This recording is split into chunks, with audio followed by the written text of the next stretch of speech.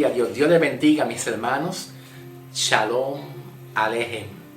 Que la paz de Cristo sea siempre, siempre infinita para ustedes en amor en Cristo Jesús. Dándole gracias al Señor una vez más porque estamos de pies para la gloria y la honra del Señor. Bendecidos. Shalom. Bien, amados, el tema de hoy es la idolatría. La idolatría. Y la esencia del mensaje que voy a presentar en el tema de la idolatría viene siendo: Dios nos habla a nosotros, la iglesia, aún siendo ya salvo, aún siendo ya justificado, tenemos como esa pequeña inclinación a la idolatría.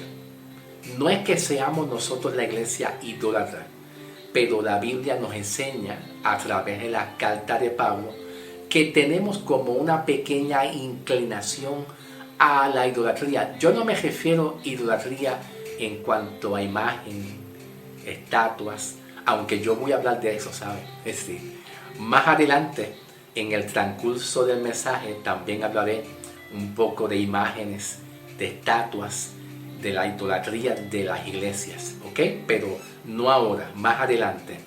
Pero sí tenemos, la iglesia tiene una pequeña inclinación y Dios ve la idolatría no solamente a través de lo que dice el salmista David en el Salmo 115. Tienen ojos mas no ven, tienen oídos mas no oyen, tienen manos mas no palpan. O sea, no solamente ese tipo de idolatría. Hay muchas clases de idolatría. Pero Dios nos ayuda a nosotros en la debilidad de la iglesia. Dios se manifiesta. Así que vamos a empezar. Yo quiero enfatizar el mensaje con una idea central y una breve introducción al mensaje antes de yo comenzar el mensaje, ¿ok? La idea central firme es: hay salvación para aquellos que ya están en idolatría, son idólatras, que son idólatras. Hay salvación, sí, hay salvación. Definitivamente hay salvación y hay esperanza. El mensaje del Evangelio nunca se inicia cayéndole a palo limpio a la idolatría, a los idólatras o a la inmoralidad. El mensaje del Evangelio siempre se inicia con buenas noticias, con esperanza. Hay personas que inician el mensaje cayendo de palo a la gente. No, hay esperanza y salvación para los escogidos, para los llamados. Vamos al mensaje. Para la gloria y la honra del Señor Jesucristo. Bien, amados, la palabra idolatría viene de una palabra que significa eidololatría. Se lo voy a poner en la pantalla del móvil. Entonces la palabra eidolon significa ídolo. La palabra eidolon significa ídolo. Y ídolo significa una imagen, una apariencia para representar a un falso Dios. Wow. Una imagen, una apariencia o una imagen hecha o creada por el hombre para entonces representar a un falso Dios a través de esa imagen, de esa imagen o de esa apariencia o imagen hecha y creada por los hombres, pues representa un falso Dios. Ahora presten atención. De eidolon sale otra palabra también. Es latreia. Significa servicio, servir. Estoy sirviendo, un servicio. Como por ejemplo lo que dice Pablo en 1 Corintios 10:14. 1 Corintios 10:14. Por tanto, amados hermanos, huid de la idolatría. Ahora, ¿cómo Dios a través de las cartas de Pablo, cómo Dios ve la idolatría? Vamos a ver el punto de vista cómo Dios ve la idolatría a través de las cartas de Pablo. Romanos capítulo 1 del 21 al 28. Romanos capítulo 1, del 21 al 28, hay que leer bastante, pero voy a ver si voy rapidito. Dice así: pues habiendo conocido a Dios, no le glorificaron como Dios, ni le dieron gracias, sino que se envanecieron en su razonamiento y su necio corazón fue entenebrecido.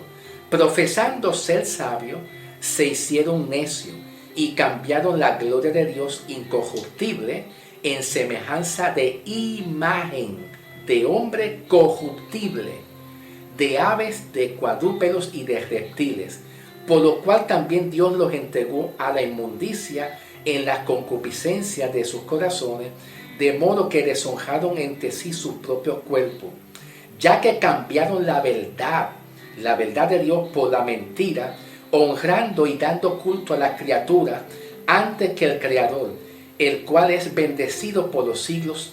Por esto Dios los entregó a pasiones vergonzosas, pues aún sus mujeres cambiaron el uso natural, que es en contra de la naturaleza, y de igual modo también los hombres, dejando el uso natural de sus mujeres, se encendieron en su lascivia. Versículo 28. Y como ellos no aprobaron tener en cuenta a Dios, Dios los entregó a una mente reprobada para hacer cosas que no le convienen. Gloria a Dios. Ok, voy a resumir lo que yo voy a hablar, lo que lo hablé, ok, hermano. Voy a resumir lo que acabé de hablar. En el versículo 21 dice Pablo: ellos conocen la verdad de Dios. Pablo está haciendo un recuento, ¿verdad? Una recopilación de los primeros gentiles. Wow, escuchen bien, de los primeros gentiles en Génesis, especialmente de Génesis 4 en adelante. De Génesis 4 en adelante. Y también incluyendo en el tiempo de Sodoma, Gomorra, en la Torre de Babel, en todo ese periodo de tiempo. En todo ese periodo de tiempo de Génesis 4 en adelante, que eran muchos gentiles que habían, dice aquí Pablo: ellos conocieron a Dios. Nadie puede dar excusa: ay, es que yo no conocí a Dios. No, todos conocieron a Dios. Conocieron la verdad de Dios. Dice el versículo 21, ellos conocieron la verdad de Dios, tuvieron conciencia de la verdad. Versículo 22, Dios lo hizo necio. Son necios los que adoran imágenes. Versículo 23, cambiaron el poder de Dios incorruptible por una imagen corruptible. Por una imagen corruptible que se rompe, que se dañan. Versículo 25, versículo. La verdad de Dios fue cambiada por la mentira. Ellos sabían, quiere decir que la idolatría hoy en día, ellos conocen, saben que cambiaron la verdad de Dios. Aunque digan: ay, es Jesucristo, para ti la gloria. No, cambiaron la verdad de Dios. Y dice el versículo 25, la verdad de Dios fue cambiada por la mentira. Versículo 26, estoy resumiendo. 26, versículo. Cambiaron la preferencia sexual de hombre a mujer. Hubieron crímenes, asesinatos, muertes de Sodoma, por ahí para adelante, homosexuales, lesbianas, crimen, asesinato, persecución. Eso fue increíble. Versículo 28, resumiendo. Versículo 28. Como ellos no valoraron a Dios, Dios los entregó a una mente reprobada. Es increíble. ¿Cuál es el destino de ellos? En Romanos 2, 5 al 6, porque voy a hablar otra cosa bien interesante, el destino que Dios le indica para que lo que continúan en la idolatría es Romanos 2, 5.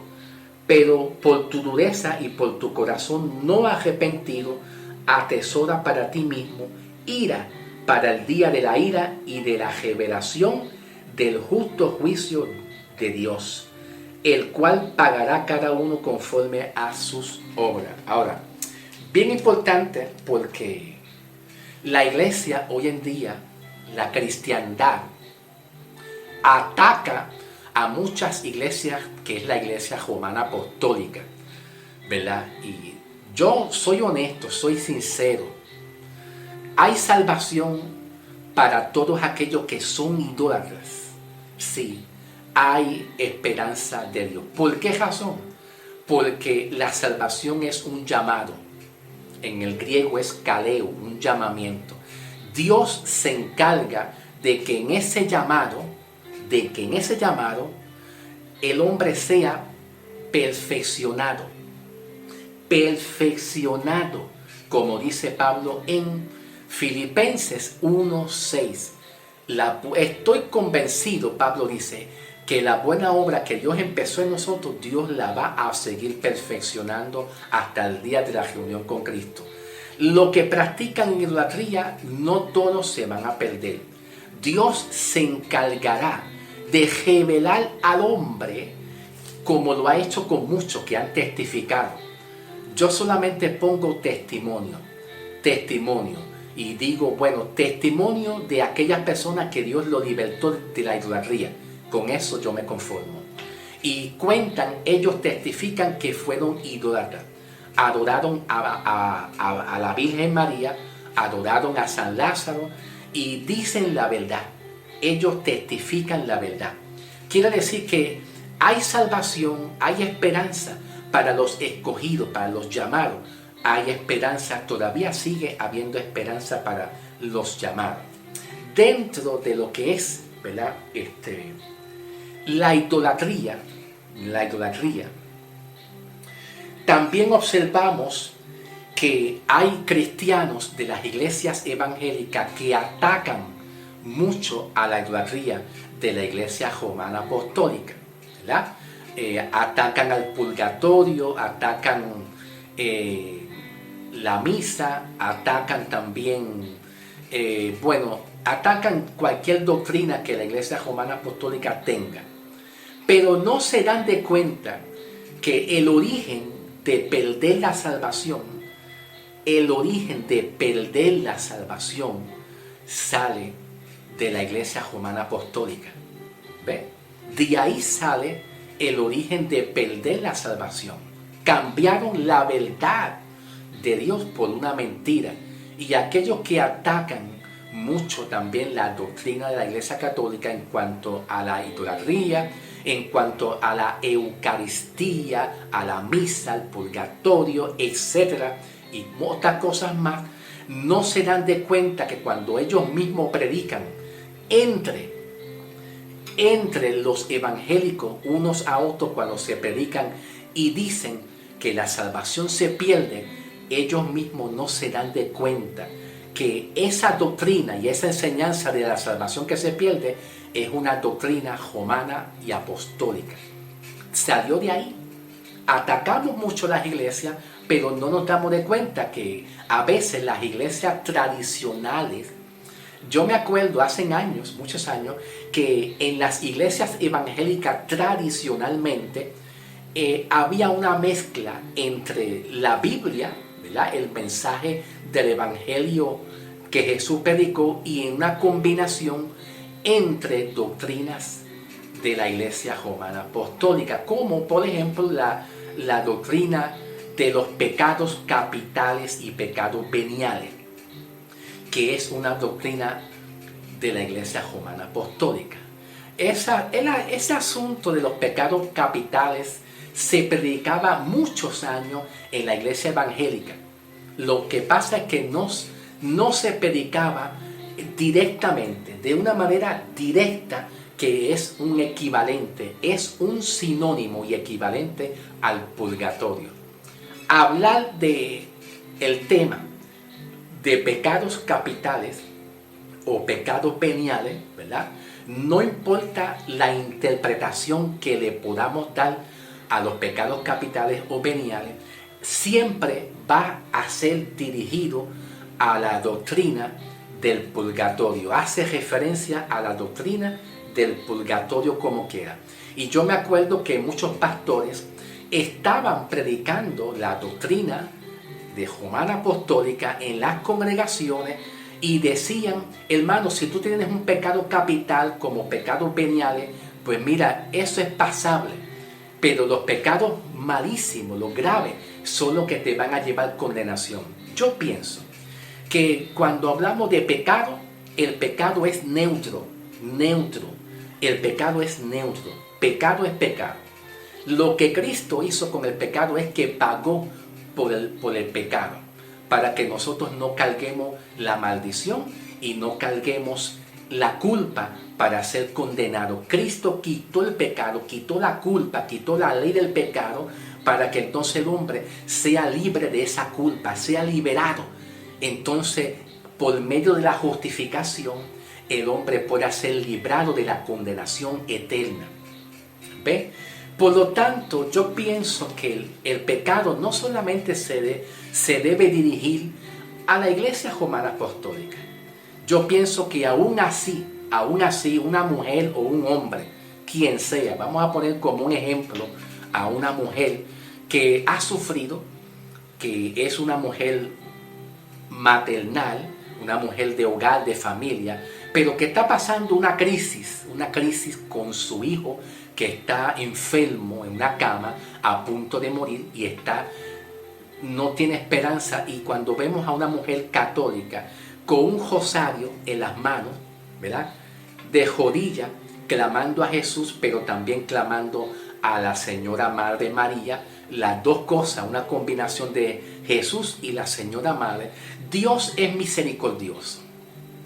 Dios es misericordioso, lleno de amor, que aún así, siendo una persona católica y de rodillas, clamando a Jesús con el rosario en las manos y también con la Señora Madre María, pues dándole auge a la Señora Madre María para ellos, ¿verdad?, según el pensamiento de ellos, Dios va por encima al rosario. Dios va por encima a la Señora Madre María, va por encima a la misa, a la Eucaristía, al purgatorio. Dios va por encima porque Dios conoce la intención en la cual esa mujer ama a Dios, conoce a Dios. Si ella o él reconoce que Cristo es nuestro Salvador, aunque tenga una doctrina errada, el amor de Dios sobrepasa a los pecados del hombre. ¿Dónde lo vemos? En Efesios 2, del 1 al 6. En Efesios 2, del 1 al 6. Estando el hombre en la condición pecaminosa como estaba, Efesios 2, del 1 al 6, Cristo nos dio vida y por la gracia de Cristo ya tú eres salvo.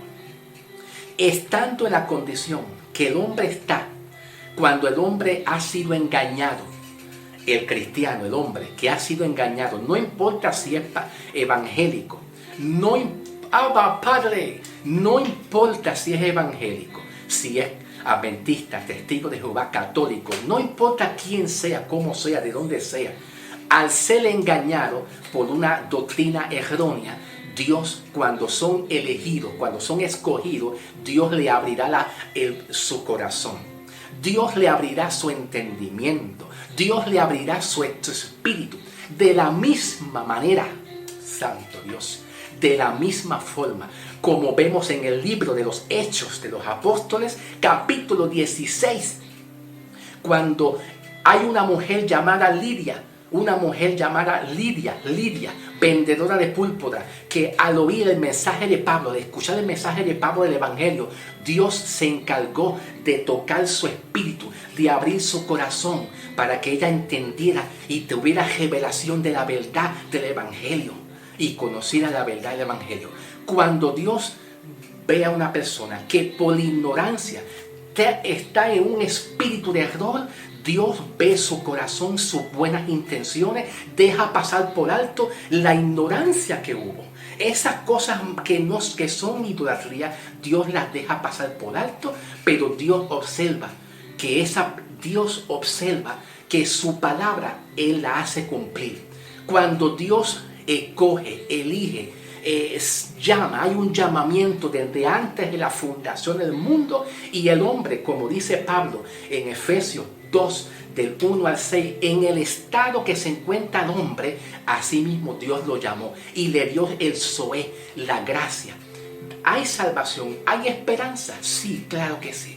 Lo que pasa es que la Biblia nos dice que hay que predicar el amor de Cristo. Hay que predicar para que los ojos sean alumbrados. Hay que predicar para que el entendimiento y el espíritu de parte de Dios hacia el hombre sea alumbrado en nuestro espíritu y pueda conocer la revelación. Pero la idea de dar palo, macanazos y palos limpios y ofensas e insultas, esa idea no es buena, porque eso provoca que el hombre se separe, se haya enemistad, pleito y contienda. Y donde hay pleito, enemistad y contienda, ahí está toda obra perversa del enemigo, de Satanás. Así que a veces la iglesia general, la cristiandad de la iglesia evangélica, la iglesia romana apostólica le llaman a los evangélicos los protestantes, porque la palabra protestante viene de Martín Lutero. Cuando Martín Lutero también fue católico, sí fue católico también, pero tuvo la revelación de Dios, ¿verdad? Aún siendo católico, y fue y protestó a Roma. Se comunicó con los obispos, se comunicó con los obispos, con los papas que había para aquellos tiempos, con los sacerdotes que había con aquellos tiempos, con la comunidad romana apostólica, y dejó escrito diciendo a todos los de Roma, dejó escrito diciendo que el hombre por la fe es justificado sin las obras de la ley. No hay purgatorio, no hay misa. El hombre es justificado solamente por fe. Esa es la revelación que tuvo Martín Lutero, ¿entiendes? Siendo él católico.